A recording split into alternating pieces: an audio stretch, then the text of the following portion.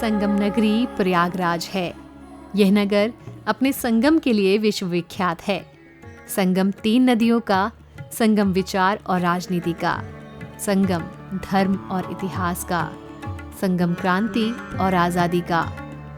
आज आप प्रयागराज को और भी नजदीक से जानेंगे। इस शहर में आस्था, देशभक्ति और इतिहास के गलियारे हैं। देव दनुज के नर नर श्रेणी, सादर मच जई सकल त्रिवेणी। सामने का एक खूबसूरत दृश्य संगम है। यहाँ भारत की प्रमुख पतित पावनी नदियाँ गंगा, यमुना और सरस्वती का संगम होता है। 3 नदियों के इस मिलन को त्रिवेणी कहते हैं। एक ओर हरे रंग का यमुना का पानी और दूसरी ओर मटमैला गंगा का पानी स्पष्ट पहचाना जा सकता है। सरस्वती अदृश्य नदी है, इसीलिए इसका पानी अलग नहीं दिखाई पड़ता। ऊपर उड़ते सैकड़ों पक्षियों का कलरव और नीचे से आती नदी की कलकल के बीच नाव में बैठकर संगम स्थल तक जाना उमंग और आस्था के साथ हैरानी से भर देता है। आप यहाँ धार्मिक दृष्टि से न सही, केवल पर्यटन के तौर पर भी आएं, तो भी इस आकर्षण और सौंदर्य में रमने से बच नहीं सकेंगे। यहाँ हर साल माघ मेला, 6 साल में एक बार अर्ध कुंभ और हर 12 साल में कुंभ मेला लगता है, जिसमें करोड़ों लोग आते हैं। यह धार्मिक स्थल बड़े हनुमान जी मंदिर के नाम से जाना जाता है। लेटे हुए हनुमान जी, किले वाले हनुमान जी या बड़े हनुमान जी के दर्शन के बिना संगम स्नान अधूरा है। हनुमान जी की ये मूर्ति 20 फीट की है। यहाँ पहुँचने वाले भक्तों पर संकट मोचन विशेष कृपा करते हैं और उनके सब संकट हर लेते हैं। मनोकामना पूरी होने पर भक्त यहाँ ढोल नगाड़े के साथ धर्म ध्वज लेकर आते हैं। इस मंदिर से कोई खाली हाथ नहीं लौटता। यहाँ सबके मनोरथ पूर्ण होते हैं। यह भी एक रहस्य की ही बात है कि संगम में जब माँ गंगा का पानी बढ़ जाता है तो वो इस मंदिर तक पहुंच जाता है और बाद में हनुमान जी का जल अभिषेक करने के बाद गंगा संगम की ओर लौट जाती है। धीरे धीरे जल स्तर घट जाता है। यहाँ होने वाली हनुमान आरती की महिमा शब्दों में नहीं बताई जा सकती। भक्त इस मन भावन आरती में पूरी तरह लीन हो जाते हैं। इस आरती से तन मन रोमांचित हो जाता है। बजरंगबली के इस चमत्कारी मंदिर में आकर आशीर्वाद पाने से जीवन के प्रति और भी सकारात्मकता बढ़ जाती है।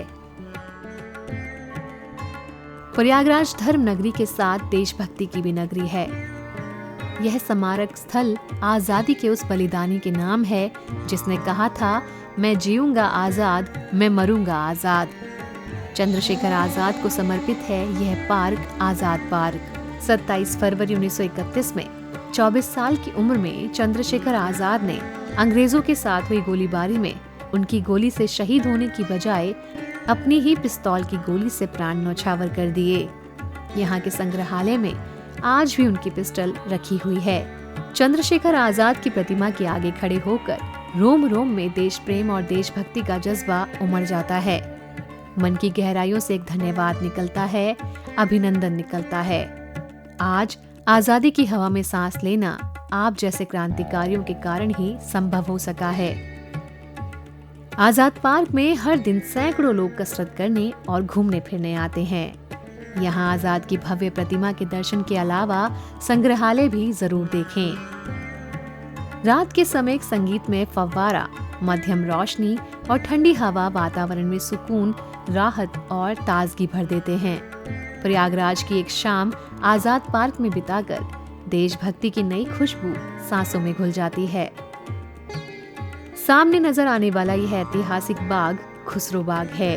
प्रयागराज शहर के पश्चिम छोर पर स्थित खुसरो बाग मुगल कालीन इतिहास की एक अमूल्य धरोहर है। वास्तुकला का बेजोड़ नमूना यही है खुसरो का मकबरा। मकबरे की दीवारों की नक्काशी जितनी आकर्षक है, उतना ही आकर्षण गुंबदकार छत का भी है। ये खूबसूरत 3 मंजिला मकबरा 6 स्तंभों पर खड़ा है। मकबरे के भीतरी हिस्से फूलों और सनोवर के वृक्षों की डिजाइन से सजाए गए हैं। कोनों कोनों पर छोटी छोटी छतरियां बनी हुई हैं। खुसरो बाग के मकबरों की वास्तुकला दुनिया भर के सैलानियों को अपनी ओर आकर्षित करती है। इसके अलावा यहाँ बेहतरीन किस्म के अमरूदों के साथ लीची और आम के भी पेड़ हैं। एक पर्यटक के रूप में सौंदर्य के धनी प्रयागराज की यात्रा हमारी स्मृति और अनुभव को और भी खूबसूरत बनाते हैं। यहाँ संगम और हनुमान मंदिर हमारी आस्था को प्रबल करता है। वहीं आजाद पार्क देशभक्ति से सराबोर कर देता है। इसके साथ खुसरो बाग का इतिहास और भी कला से रोमांचित कर देता है।